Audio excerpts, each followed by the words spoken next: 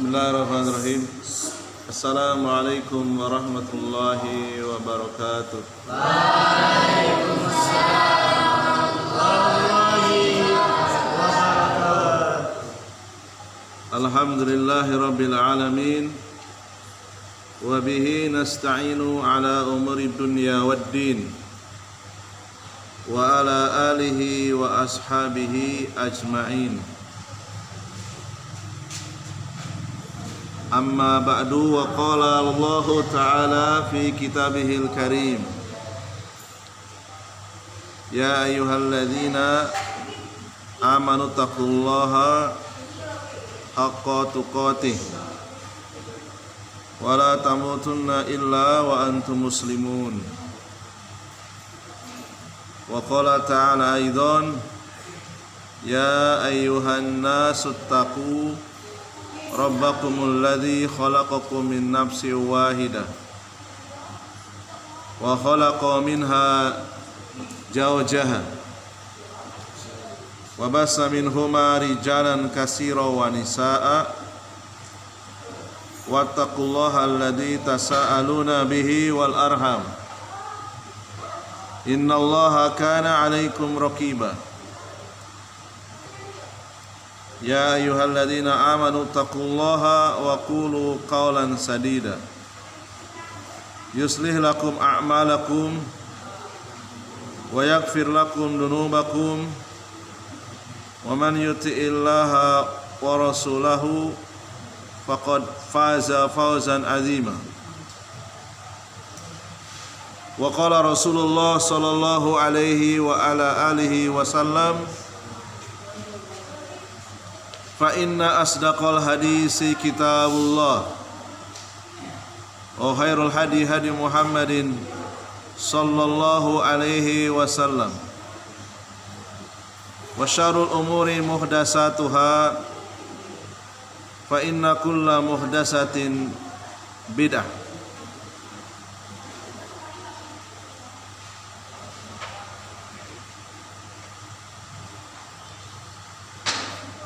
Akhibati fillah rahimani wa rahimakumullah, para santri Al-Ma'un Center Panti Tunas Melati, Panti Asuhan Tunas Melati,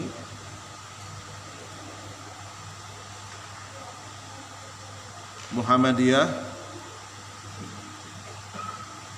Jalan apa? Kesehatan. Nomor berapa? 15. Kota Pontianak. Kecamatan apa? Pontianak Selatan. Kota Madya Pontianak. Provinsi Kalimantan Barat.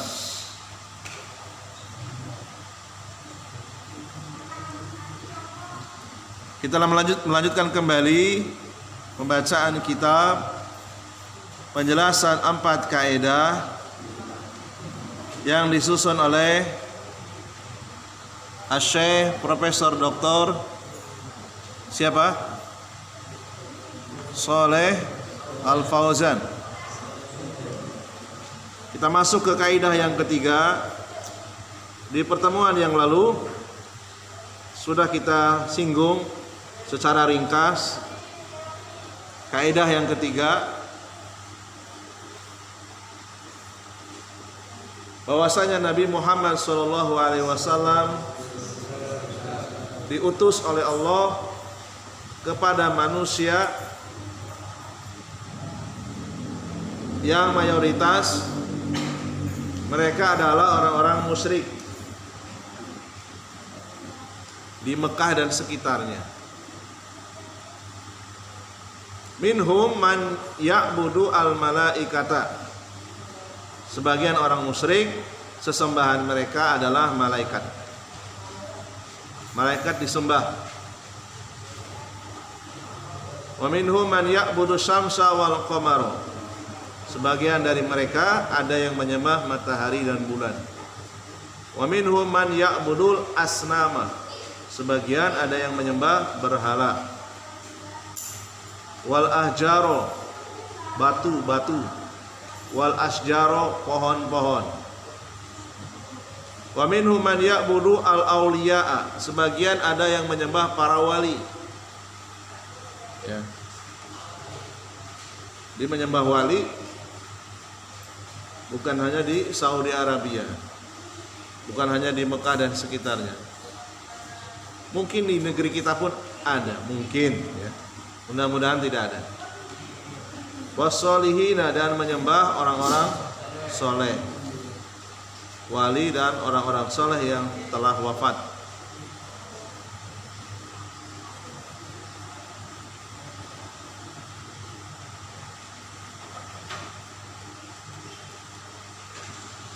Inilah bukti bahwasanya syirik itu qobhun. Syirik itu najis, syirik itu kotor, syirik itu jelek. Dari mana kita bisa melihat syirik itu jelek? Anna ashabahu la yajtami'una ala syai'in wahidin. Para pelaku kesyirikan, mereka tidak berada di atas satu keyakinan. Keyakinannya berbeda-beda, tidak seragam, tidak sama. Nah, ini adalah sesuatu yang buruk, yang jelek. Bagaimana mungkin bisa bersatu kalau masing-masing hati dari mereka itu keyakinannya berbeda-beda? Bi khilafil muwahhidin, berbeda dengan orang-orang yang bertauhid. Fa inna ma'budahum wahidun, sesembahan mereka sama, sehingga mereka mudah untuk bersatu. Persatuan orang-orang yang bertauhid murni hanya karena agama. Adapun persatuan orang-orang musyrik, mereka berkumpul, bersepakat, kompak bukan karena agama, biasanya karena dunia. Gak mungkin karena agama, karena sesembahannya beda-beda. Sesembahannya berbeda-beda. Ketika orang-orang musyrik itu berkumpul, ketika mereka membicarakan agama, gak mungkin nyambung. Kenapa? Satu dengan yang lainnya berbeda. Beda dengan orang-orang yang bertauhid, yang dibicarakan hanya satu, yaitu Allah Subhanahu wa taala. Jadi nyambung. Jadi orang-orang musyrik itu mereka berkumpul bersatu karena ada kepentingan duniawi, ada duit, ada harta. Ketika bicara agama, mereka saling mendiamkan karena beda-beda. Beda dengan orang yang bertauhid. Walaupun mungkin tidak ada kepentingan dunia, tidak ada kepentingan uang, tidak ada politik uang, money politik, mereka berkumpul karena dorongan agama, karena kesamaan agama, kesamaan akidah. Allah sebutkan dalam surat Yusuf ayat 39, ini adalah potret dakwah Nabi Yusuf ketika berada dalam penjara. Nabi Yusuf di penjara penghuninya banyak, para tahanan, tawanan. Ya. Nabi Yusuf di dalam penjara mengadakan kajian rutin. Kajian rutin. Pesertanya para tawanan dan mungkin juga penjaga tahanan, nguping mereka. Ya. Di dalam penjara. Jadi ini adalah kisah Nabi Yusuf yang diabadikan oleh Allah Subhanahu wa taala. Arbabun, apakah tuhan-tuhan yang banyak? Arbab ini jamak taksir dari Rabbun. Kalau musanna Rabbani atau Rabbaini. Mufradnya Rabbun. Ya. Arbabun, apakah tuhan-tuhan yang banyak, sesembahan yang banyak? mutafarriquna berbeda-beda, khairun apakah lebih baik,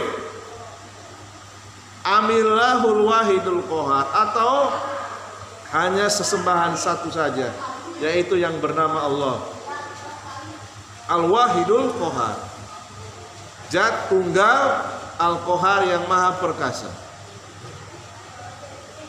Ma ta'buduna min dunih, tidaklah mereka menyembah selain Allah illa asma'an, melainkan nama-nama samaitumuha yang mereka buat-buat. Kelompok A Tuhannya A, kelompok B Tuhannya B, kelompok C Tuhannya C. Mereka buat-buat sendiri. Tidak ada keterangan yang bisa dipertanggungjawabkan.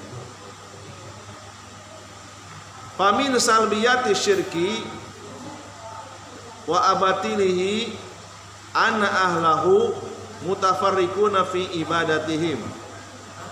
Di antara kebatilan, syirik itu batil,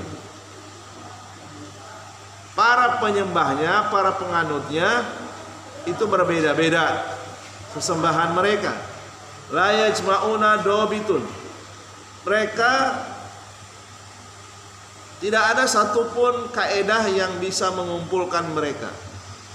Artinya kaedah agama nggak ada, tidak ada patokan. Li'annahum la yasiruna ala aslin, sungguh mereka itu hidup tidak di atas satu keyakinan, tidak di atas satu pondasi. Wa innama yasiruna ala ahwaihim, mereka itu sebenarnya hidup di atas hawa nafsu mereka. Hanya karena hawa nafsu saja berkumpul karena ada keinginan duniawi.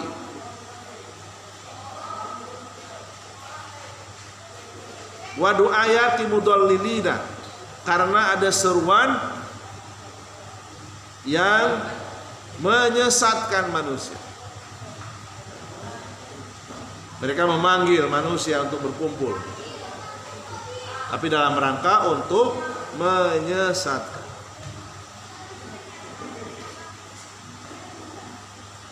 Fataksuru tafarruqatuhum, ya.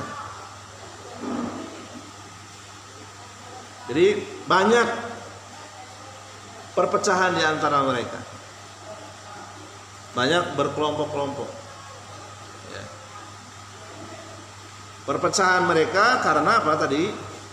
Sesembahannya berbeda-beda. Kemudian Allah SWT mengatakan dalam surat Az-Zumar ayat yang ke-29, mengatakan daraballahu masalan, Allah membuat, doroba maknanya membuat, masalan perumpamaan.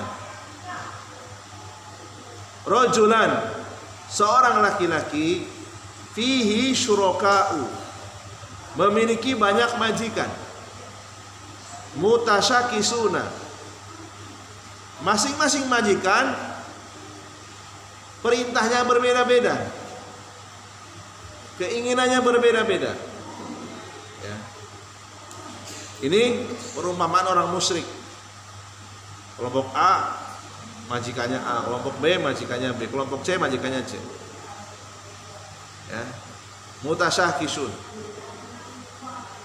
Orang yang bertauhid, rojulan salaman li rojulin, orang yang bertauhid itu diumpamakan dia memiliki satu majikan saja. Jadi dia nggak mudah, hidupnya sangat simpel, mudah, tidak sulit. Dia hanya mengikuti perintah dari satu majikan.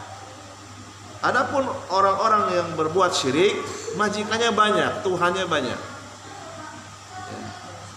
Ada Lata, ada Uzza, ada Manat, ada Hubal, dan yang lainnya. Lalu kemudian Allah bertanya, hal yastawiyani masalan, Apakah dua perumpamaan ini sama? Jawabannya tentu tidak. Alhamdulillah, segala puji hanya milik Allah. Bal aktsaruhum la ya'lamun. Akan tetapi mayoritas mereka tidak mengetahui. Mayoritas mereka itu bodoh. Ya, jadi di dunia ini orang yang bertauhid dengan yang tidak bertauhid lebih banyak mana? Lebih banyak tidak bertauhid. Kebanyakan musyrik. Bersyukurlah kita di antara 7 miliar lebih, kita bagian kecil dari orang-orang yang mempelajari tauhid, dan mudah-mudahan kita termasuk orang yang bertauhid. Ya. Karena banyak manusia yang masih hidup saja, dia sudah tidak memiliki harapan. Nah, bagaimana dia tidak mengenal Allah, tidak memiliki masa depan? Apalagi ditambah dengan sudahlah susah hidupnya, miskin, ya, tidak mengenal Allah lagi, penderitaannya 2 kali lipat. Ya. Di dunia sengsara, kalau dia mati dalam keadaan masih berbuat syirik, berarti dia di akhirat pun sama menderita juga. Tidak ada harapan yang jelas, ya. Falladhi ya'budullaha wahdahu, orang yang hanya menyembah Allah saja, mislul mamluki alladhi ya'buduhu syahsun wahidun. Yartahu ma'ahu. Jadi orang yang bertauhid itu seakan-akan dia dimiliki oleh satu majikan. Dia menyembah, dia mengikuti majikan yang hanya satu. Yartahu ma'ahu, dia pun senang. Majikannya senang, nurut, ya. Ya'rifu maqasidahu, ya'rifu mato libahu, wa yartahu ma'ahu. Dia bisa tahu apa yang diinginkan oleh majikannya, dan dia senang, ya. Disuruh ibadah senang.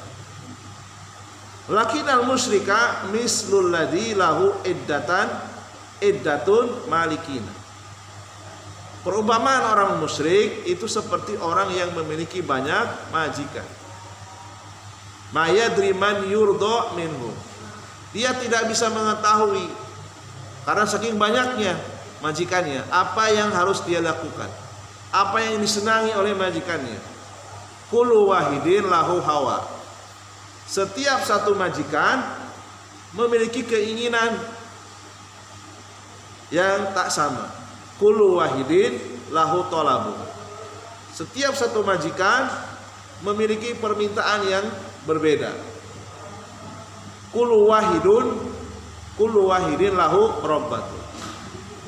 Jadi setiap satu majikan itu memiliki harapan yang berbeda-beda. Kullu wahidin yuriduhu an ya'tiya indahu. Setiap majikan menginginkan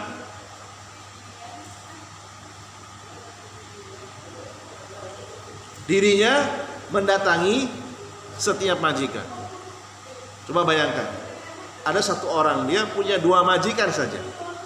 Dalam waktu bersamaan, masing-masing majikannya memanggilnya. Kira-kira bisa memenuhi panggilan majikannya atau tidak? Tidak. Majikan A manggil, majikan B manggil, gimana? Dalam waktu bersamaan, tentu sangat menyulitkan. Jadi sebetulnya orang-orang musyrik itu hidupnya ribet, hidupnya sulit, ya. Tidak mudah hidupnya. Itu kalau mau dicerna dengan akal sehat. Oleh karena itu Allah menyatakan apa? Daraballahu masalan rajulan fihi syuraka'u mutasyakisun. Perumpamaan orang yang berbuat syirik itu memiliki majikan yang banyak, Syuraka'u. Mutasakisun. Ya.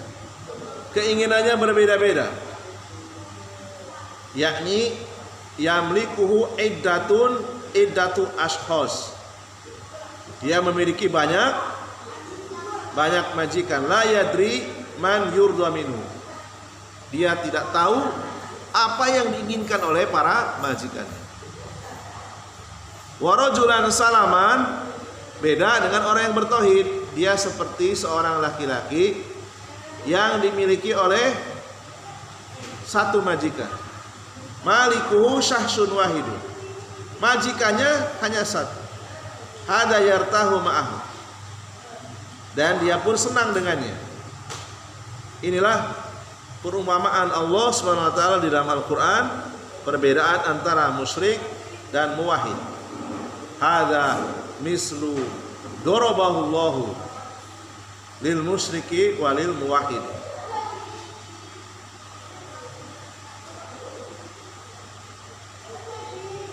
Bayangkan seandainya itu terjadi di dunia.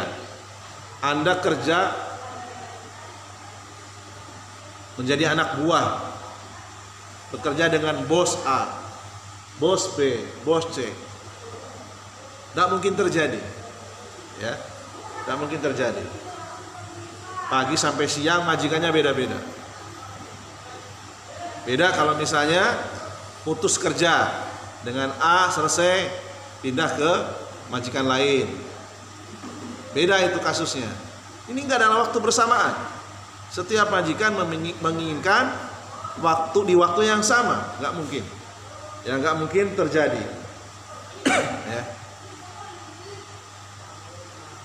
Fal musyrikuna mutafarriquna fi ibadatihim, orang-orang musyrik itu berbeda-beda sesembahan mereka. Nah, di sini ada penegasan wan nabiyyu sallallahu alaihi wasallam, nabi qatalahum, memerangi mereka semuanya. Walam yufarik bainahum, nabi tidak membeda-bedakan. Ya. Jadi kita tidak boleh membeda-bedakan orang-orang musyrik. Kalau yang menyembah wali setengah diperangi misalnya, yang menyembah patung diperangi secara keseluruhan, nggak bisa. Semuanya harus diperangi. Maksud diperangi di sini apa? Didakwahi. Diperangi apanya yang diperangi? Kebodohannya, kejahilannya. Ya, nggak mungkin Rasulullah di Mekah, Rasul dalam keadaan lemah, lalu kemudian memerangi dengan pedang orang-orang yang berbuat syirik. Bukan itu maksudnya. Ya. Rasulullah tidak membeda-bedakan, semuanya dianggap sama. Artinya mereka itu bukan muslim. Ya. Dan Rasulullah tidak mudah tertipu dengan pakaian, walaupun pakaiannya sama. Rasulullah hidup di mana? Di Mekah. Pakaiannya ya seperti orang Mekah, jubah, jenggotan juga, sorban, ya, sesuai dengan kondisi pakaian adat setempat. Yang membedakan itu adalah perbuatannya. Musyrik dan muslim itu bisa dilihat dari perbuatannya. Apa yang dia sembah itu kelihatan. Qatalal wasanin, Rasulullah memerangi penyembah berhala. Wa qatalal yahuda wan nasara, Rasulullah juga memerangi orang-orang Yahudi dan Nasrani. Memerangi di sini maksudnya adalah memerangi kebodohan. Wa qatalal majusa, memerangi penyembah api. Ya. Qatala jami'al musyrikin, Rasulullah memerangi semua orang-orang musyrik. Wa qatala alladziina ya'budunal malaikah, Rasulullah memerangi penyembah malaikat. Walladziina ya'budunal auliya'a as-solihina, Rasulullah memerangi orang yang menyembah para wali dan orang soleh. Lam yufarik bainahum, Rasulullah tidak membeda-bedakan. Jadi jangan dipahami kita belajar tauhid lalu kemudian angkat senjata gitu ya, perang, bukan itu maksudnya. Ya. Jadi makna memerangi di sini adalah mengajak orang itu meninggalkan kesyirikan. Ya.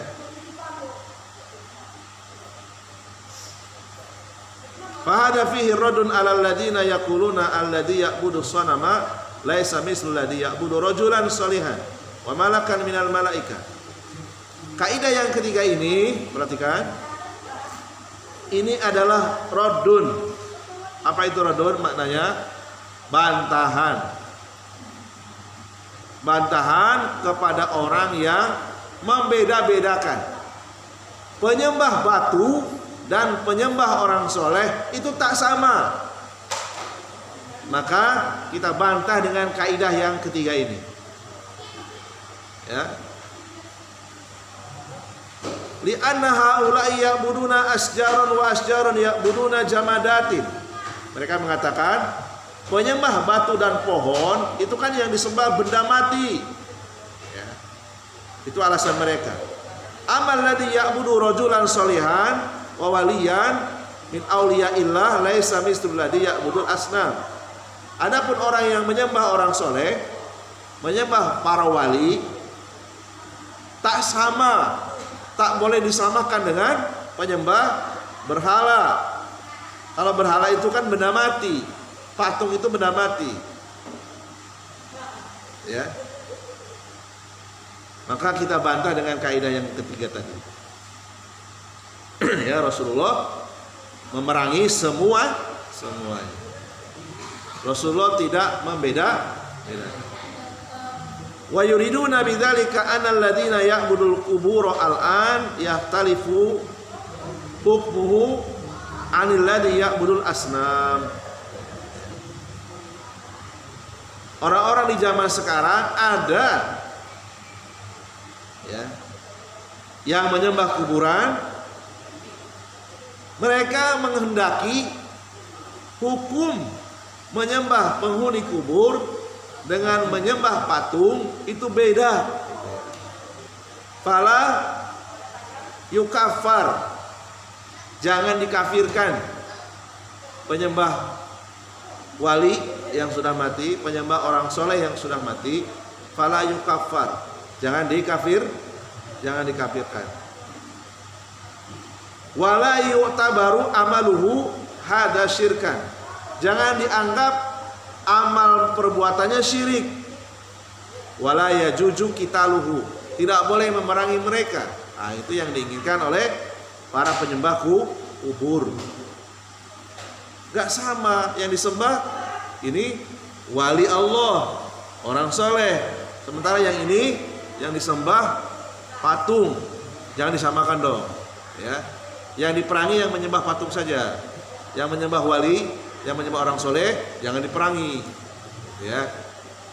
Maka jawaban kita apa? Fanaqulu, maka kita jawab ar-rasulu lam yufarriq bainahum. Rasul tidak membeda-bedakan. Bal iktabarahum musyrikina kullahu. Bahkan Rasulullah sebaliknya menganggap musyrik itu sama. Kan sama-sama diancam dengan neraka. Kalau dia mati membawa syirik, sama-sama masuk neraka. Apa bedanya?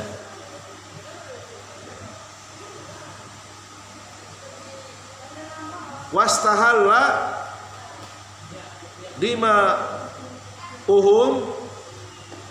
dima'ahum wa amwalahum. Ya. Jadi orang-orang musyrik itu pada asalnya harta dan darah mereka itu halal. Ya. Jadi orang musyrik itu kalau dia berada di dalam negeri Islam, undang-undangnya 100% Islam, dia harus bayar keamanan. Berarti sebagian hartanya halal, harus diambil. Adapun muslim nggak boleh ditarik. Orang yang bertauhid tidak boleh diambil hartanya. Apa alasannya? Tidak halal. Demikian juga darahnya orang yang muslim lalu kemudian dia murtad, tidak mau bertobat, apa hukumannya? Darahnya ditumpah dengan cara apa? Enggak. Seperti di Saudi Arabia. Ya. Kemudian orang-orang musyrik selain Yahudi, selain Nasrani, selain Majusi tidak boleh bertempat tinggal di negeri Islam. Di dalam sejarah Rasulullah, ketika Rasulullah sudah jadi pimpinan tertinggi yang tinggal di Madinah, di negeri Islam, di wilayah Islam, pertama kaum muslimin, orang-orang yang bertauhid. Yang kedua, Nasrani masih boleh, Yahudi masih boleh, Majusi masih boleh, dengan catatan sebagian harta mereka harus diambil sebagai uang keamanan, sebagai uang jizyah. Seperti ada lagi satu yang masih bisa tinggal di negeri Islam, orang-orang munafik. Orang munafik masalahnya nggak kelihatan, syiriknya nggak kelihatan. Mereka menyimpan kekafiran di dalam hati, karena mereka sholat, puasa, zakat, bahkan ikut jihad. Di luar itu nggak boleh tinggal di negeri Islam.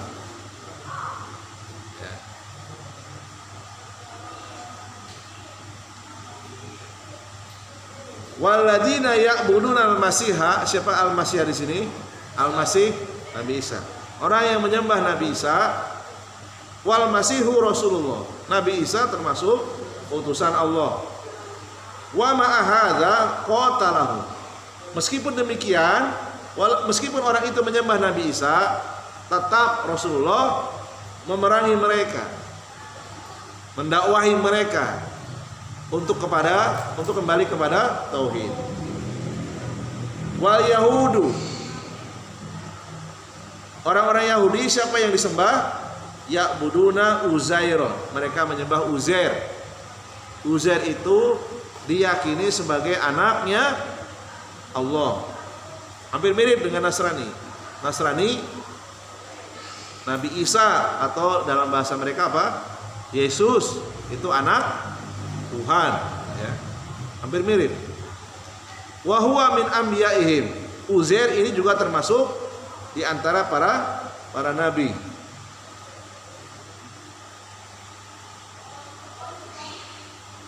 Aw minas sholihin. Keduanya termasuk orang-orang soleh. Qatalahum Rasulullah sallallahu alaihi wasallam. Rasulullah memerangi semuanya, baik yang menyembah Isa bin Maryam atau yang menyembah Uzair. Lam yufarriq bainahum. Rasulullah tidak membeda-bedakan. Fasyirku la tafriqa fihi baina man ya'budu rajulan sholihan aw ya'budu sonaman aw hajaron aw syajar. Syirik itu hakikatnya sama, gak beda. Baik yang menyembah orang soleh, menyembah patung, menyembah batu atau menyembah pohon. Li'anna syirka, karena apa? Syirik itu adalah ibadatu ghairillahi kainan man kana. Syirik itu selain menyembah Allah, dia juga menyembah selain. Nah, selainnya Allah ini siapa? Macam-macam. Ya, berarti sama saja. Walihada yaqul wa'budullaha wa la tusyriku bihi syai'an. Oleh karena itu Allah mengatakan wa'budullaha. Ini perintah, ya. Sembahlah Allah saja. Wa la tusyriku bihi syai'an. Janganlah kalian menyekutukan Allah dengan sesuatu apa?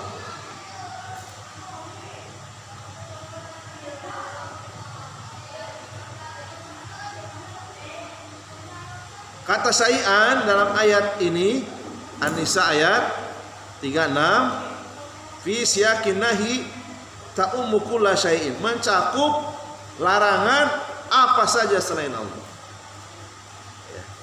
ta'ummu kullaman usyrika ma Allah, mencakup apa saja yang disekutukan dengan Allah.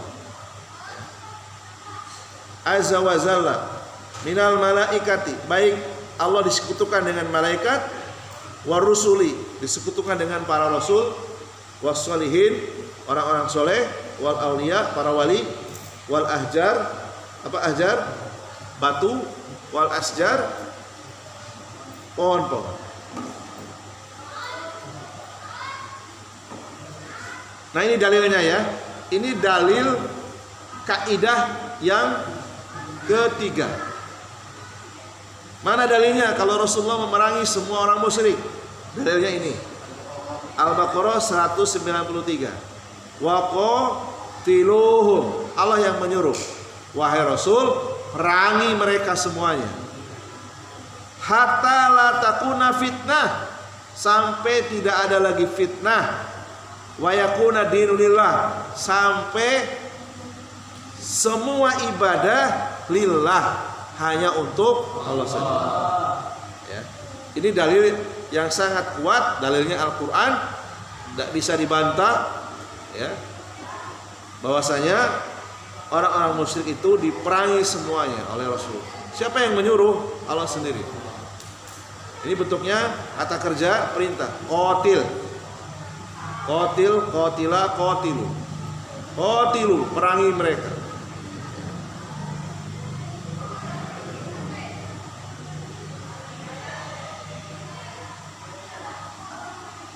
Di dalam ayat ini ada kata-kata fitnah. Ya. Fitnah di sini maksudnya apa? Fitnah di sini adalah syirik. Rasulullah diperintah untuk memerangi orang-orang yang berbuat syirik tanpa membeda-bedakan. Min ghairi tafriqi bainahum hasaba ma'budatihim. Tanpa membeda-bedakan apapun sesembahan mereka. Ya. Jadi kalau kita menemukan kata-kata fitnah di dalam Al-Quran, terjemahnya bukan hanya sekedar fitnah itu lebih kejam dari pembunuhan, ya. Itu bukan semata-mata fitnah di situ tuduhan, bukan. Tapi fitnah di situ adalah syirik. Syirik itu lebih berbahaya dari membunuh. Ya. Fitnah itu lebih kejam dari pembunuhan. Jadi bukan itu maksudnya. Jadi kata-kata syirik dalam surat An-Nisa ayat 36 ini maksudnya adalah sampai tidak ada lagi fitnah, sampai tidak ada lagi kesyirikan. Dan itu terjadi ya. Tidak ada orang yang berbuat syirik terang-terangan di Madinah. Orang Yahudi silahkan hidup, tapi nggak boleh membangun rumah ibadah. Orang Nasrani juga nggak boleh. Orang Majusi juga nggak boleh. Silahkan hidup, bayar pajak, tapi nggak boleh bangun rumah ibadah. Nggak ada kesyirikan. Terus gimana mereka berbuat syiriknya? Gak tahu, sembunyi-sembunyi. Maka jangan diperlihatkan. Di Mekah juga sama. Ya, setahu saya di Saudi Arabia sampai sekarang gak ada rumah ibadah selain agama Islam, gak ada. Ya. Itu berkat dakwahnya Rasulullah SAW. Hadza amul likulil musyrikin, ya. Kata-kata hum di sini maksudnya adalah mereka semua orang-orang musyrik. Lam yastasni ahadan, tidak ada satupun yang dikecualikan. Hatta la takuna fitnah, sampai tidak ada lagi fitnah. Fitnah di sini adalah asyirku, yaitu syirik. La yujadu syirkun, sampai tidak ada lagi syirik. Terus didakwahi. Kalau melawan dengan pedang, ya dengan pedang. Kalau melawan dengan lesan, ya cuma dengan lesan saja. Ya, jadi orang-orang musyrik kalau mereka melawan dengan fisik, ya kita pun dengan fisik. Ya. Nah, Rasulullah punya tentara, punya pasukan. Gak mau bayar pajak, keluar. Ya. Gak mau bayar pajak, dipaksa diambil. Ya. Itu indahnya kalau sebuah negeri diatur dengan undang-undang Islam 100%. Jadi nggak ada orang Islam suruh bayar pajak. Ya, nggak ada. Pajak motor nggak ada. Pajak mobil nggak ada. Pajak rumah pun nggak ada. Yang ada adalah zakat. Itu pun bagi yang kaya. Kalau yang miskin nggak kena pajak, nggak kena zakat. Kalau di Indonesia miskin kaya kena pajak nggak? Kena pajak semua. Ya. Jadi yang kena zakat hanya orang-orang kaya saja. Yang punya emas 85 gram. Yang nggak punya emas segitu nggak kena pajak, nggak kena zakat. Yang punya pertanian hasilnya banyak. Kalau cuma pertanian jumlahnya sedikit nggak kena zakat. Ya. Jadi yang kena zakat yang kaya saja. Adapun di negeri yang selain Islam, bahwa yang miskin, yang kaya semuanya kena pajak. Sulit.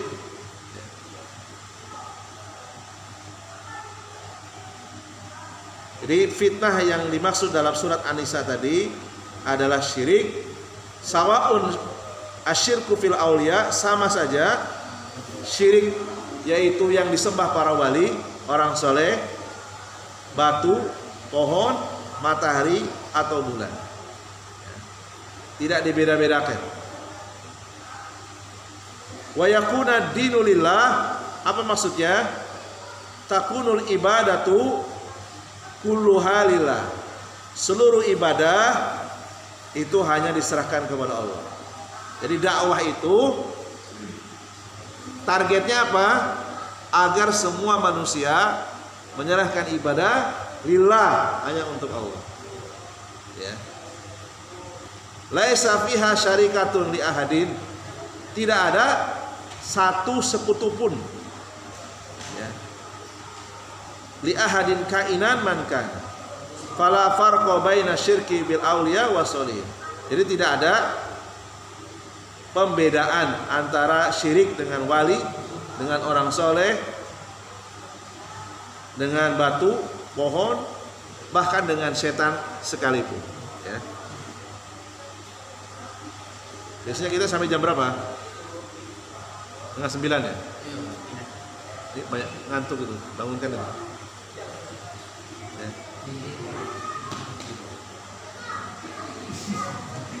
Puasa tadi puasa.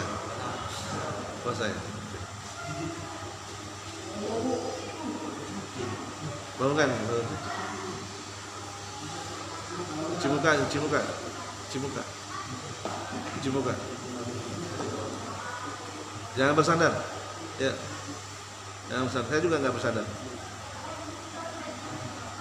Wa dalilu samsi wal qamari qauluhu ta'ala, dalil ada sebagian orang musyrik menyembah matahari dan bulan.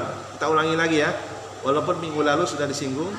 Wa min ayatihi, dan di antara tanda-tanda kebesaran Allah, al-lailu, adanya malam, wan naharu, siang, wasyamsu, adanya matahari, pelita, wal qamaru, adanya bulan.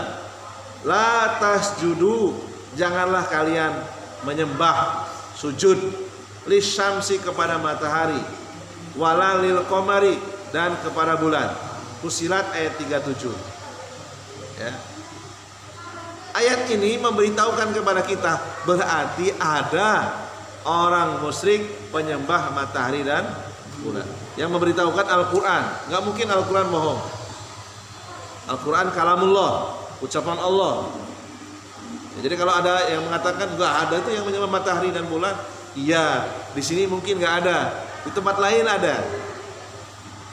Ya. Siapa yang memberitahukan? Al-Quran. Dalla ala anna hunaka man yasjudu lisyamsi wal qamari. Ternyata ada manusia yang menyembah matahari dan bulan. Di Jepang masih ada menyembah matahari. Agama apa namanya? Shinto. Saya nggak tahu penyembah bulan itu di mana.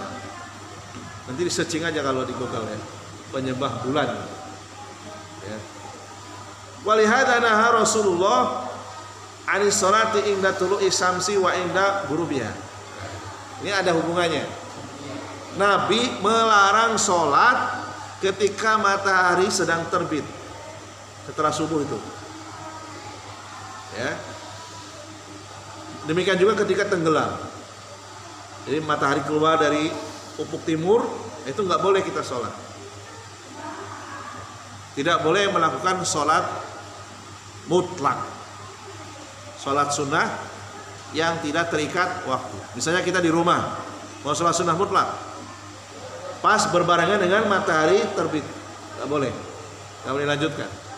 Tunggu sampai naik,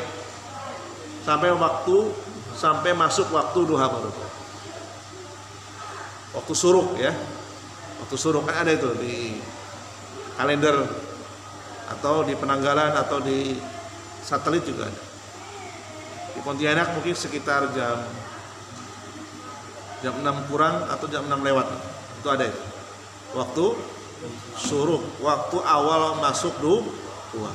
Kurang dari itu berarti matahari sedang terbit, sedang naik ke atas. Ya. Itu nggak boleh, haram. Ya. Sholat sunnah mutlak haram. Demikian juga ketika matahari tenggelam. Terus bagaimana kalau kita masuk masjid, tahiyatul masjid, pas matahari sedang terbit atau tenggelam, boleh? Boleh, karena ada pengecualian. Ya, karena alasannya apa? Menghormati masjid. Yang nggak boleh itu sholat sunnah di rumah umpamanya, di luar masjid, ya. Atau di dalam masjid. Kita sudah tahiyatul masjid. Lalu kemudian kita sholat, lagi terbit, nggak boleh, langsung hentikan. Ya, dihentikan. Kemudian dikecualikan lagi kalau misalnya sholat jenazah boleh, walaupun sedang terbit ataupun sedang tenggelam. Mayatnya dari kemarin nggak ada yang nyolatkan, sampai pagi nggak ada yang nyolatkan, berdosa semuanya nanti. Ya sudah, segera saja sholat. Walaupun sedang terbit atau terbenam, maka boleh, karena ada dalil khusus. Ya, jadi larangan kita sholat pada saat matahari terbit atau matahari terbenam itu untuk sholat sunnah mutlak, baik di dalam masjid ataupun di luar masjid. Jadi sholat tahiyatul masjid pada saat matahari tenggelam nggak apa-apa. Misalnya sebelum maghrib, wah itu sebelum maghrib itu matahari sedang tenggelam itu, kita sholat sunnah tahiyatul masjid boleh, karena ada alasannya. Ya. Tapi kalau sudah tahiyatul masjid sudah nggak boleh sholat mutlak, karena matahari sedang tenggelam. Ya, nggak boleh. Sadan lidariati, menutup pintu celah kesyirikan. Karena di waktu itu ada manusia yang sedang menyembah matahari. Li'anna hunaka man yasjudu lisamsi. Jadi ada orang-orang yang menyembah matahari inda tulu'iha, saat matahari terbit. Wa yasjudu laha inda ghurubiha, saat matahari terbenam. Panuhina, kita dilarang oleh Nabi anusolliya fi hadainil waqtaini, di dua waktu tadi. Wa in kanat as-salatu lillah, walaupun salatnya karena Allah. Jadi salat sunnah mutlak itu enggak boleh.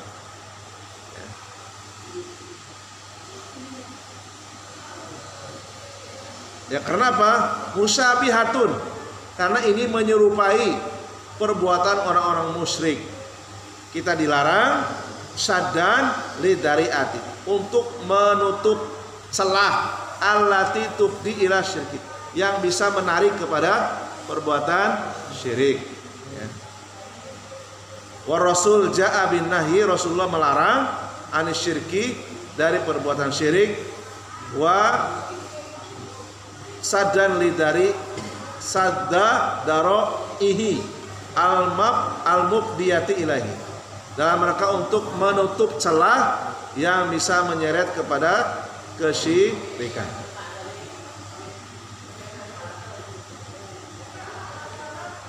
Sudah ngantuk semua kayaknya ya. Jadi kita cukupkan dulu sampai halaman 247. Subhanakallahumma bihamdika asyhadu an la ilaha illa anta astaghfiruka wa atubu ilaik. Assalamualaikum warahmatullahi wabarakatuh.